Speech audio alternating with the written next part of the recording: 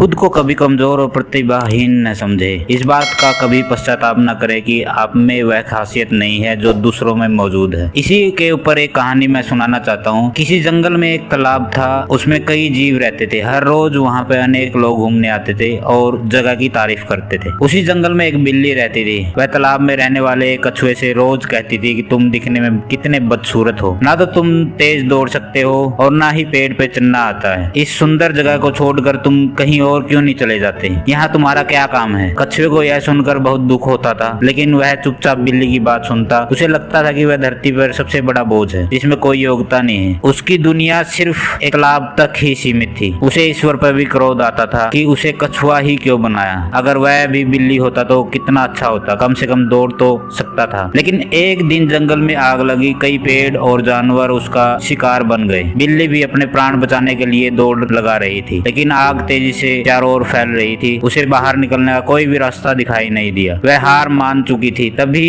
उसे कछुआ दिखाई दिया। उसने कछुए से पुरानी बातें भूलकर उसकी जान बचाने की विनती की। कछुआ मान गया और बिल्ली को अपनी पीठ पे बैठाया और तालाब के दूसरे सुरक्षित किनारे की ओर ले गया। आज उसे कछुआ होने पर गर्व हो रहा था। तो इस कहानी से हमें क्या शिक्षा मिलती है? खुद को कभी कमजोर और प्रतिभाहीन न समझे। इस बात का कभी पश्चाताप न करे कि आप में वह खासियत नहीं है जो दूसरों में मौजूद है। ईश्वर को कभी दोष न दे। याद रखे, उसने आपको ऐसा अवश्य गुण दिया होगा जो आपने अभी तक परखा नहीं है। व्यक्ति खुद की काबिलियत को जान सकता है, वही उसको अपनी। ईश्वर को दोष न दे। याद रखे, उसने आपको भी कोई गुण जरूर दिया है। जो व्यक्ति खुद की काबिलियत को जान सकता है, वह कमजोरी को भी ताकत बना सकता है। तो हमेशा खुद पर विश्वास रखिए और ईश्वर में आस्था रखिए। धन्यवाद। जय माता दी। अगर आपको यह हमारी वीडियो अच्छी लगी हो तो हमारे चैनल को सब्सक्राइब कीजिए, शेयर कीजिए। धन्यवाद। जय